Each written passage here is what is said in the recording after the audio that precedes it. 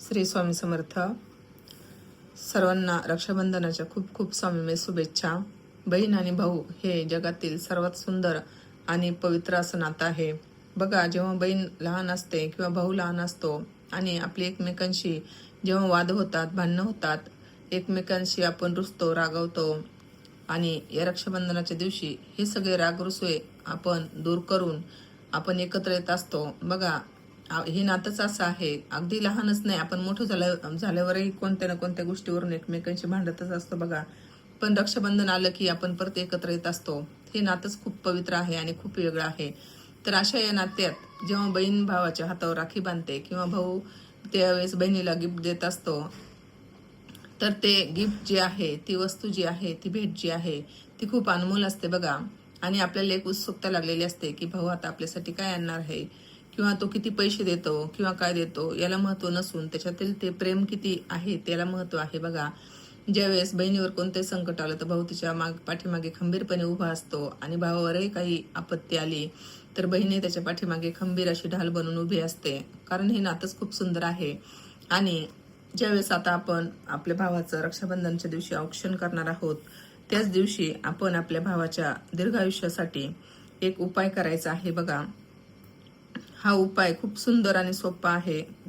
अगदी सगळ्यांना सहज उपलब्ध होईल असा आहे बघा. आपण म्हणजे वर्षभर एवढा आपण आपल्या स्वतःच्या कुटुंबासाठी खूप काही करत असतो, आणि हा एकच दिवस असा आहे, हा रक्षाबंधन आणि भाऊबीज, हे 2 वर्षातले 2 म्हणजे सण असे आहेत, ते आपण भावाच्या दीर्घायुष्यासाठी, त्याच्या चांगल्या आरोग्यासाठी देवाकडे प्रार्थना करायची आहे. आता बघा, हा उपाय कोणता आहे, तर आपण सगळ्यात आधी ते बघूया. तर बघा, लिंबू, या उपायामध्ये आपण लिंबाचा वापर करणार आहोत. आता हे लिंबू घरामध्ये अगदी सहज उपलब्ध होणार आहे. ज्यावेळेस आपण औक्षण करतो त्याच पाटावर भावाला बसवायचं आहे. पूर्व आणि पश्चिम, भावाचं तोंड हे पूर्वेकडे आलं पाहिजे आणि आपलं तोंड हे पश्चिमेकडे आलं पाहिजे.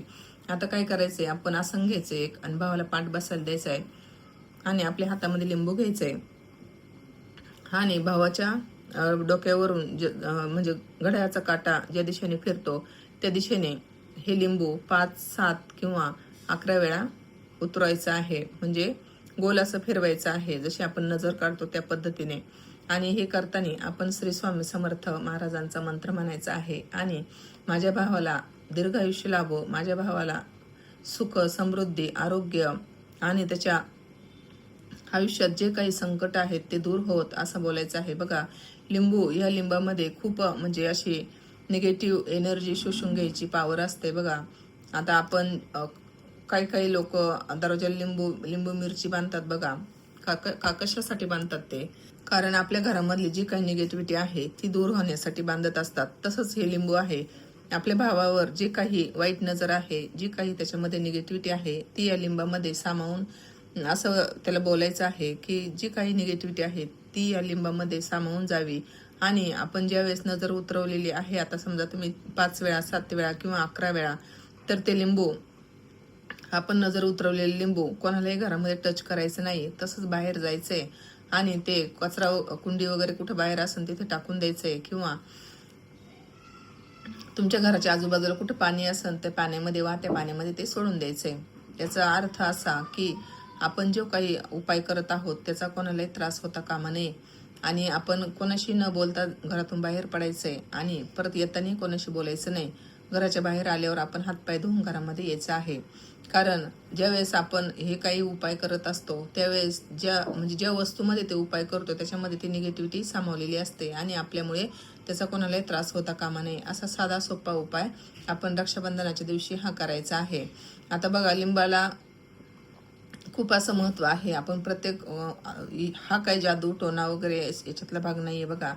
अगदी साधा सोपा उपाय आहे आणि सहज सगळ्यांना उपलब्ध होईल असा उपाय आहे. ज्यावेळेस आपण म्हणजे जे आता आपण लिंबाचा उपाय केलाय हाच उपाय आपण नारळाने करू शकतो. पण नारळाने करताना सेमच प्रोसेस करायची आहे. पण नारळ न घेता मी इथे लिंबू घेतलेला आहे, कारण लिंबूही तेवढाच पॉवरफुल आहे आणि नारळही तेवढाच पॉवरफुल आहे. तर बघा, कोणत्याही पद्धतीने जरी नजर उतरली तरी एकच आहे. तुम्हाला जे उपलब्ध होईल याच्यामध्ये, जर नारळ तुमच्याकडे असेल, लिंबू समजा नसेल आणि नारळ असेल, तर तुम्ही हे नारळाचंही उतारा या पद्धतीने म्हणजे उपाय करू शकता.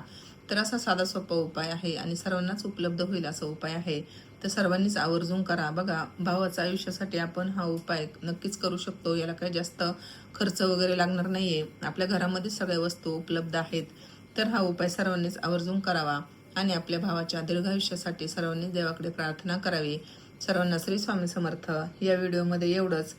भेटूया पुढच्या नवीन व्हिडिओमध्ये नवीन माहितीसह. तोपर्यंत सर्वांना श्री स्वामी समर्थ.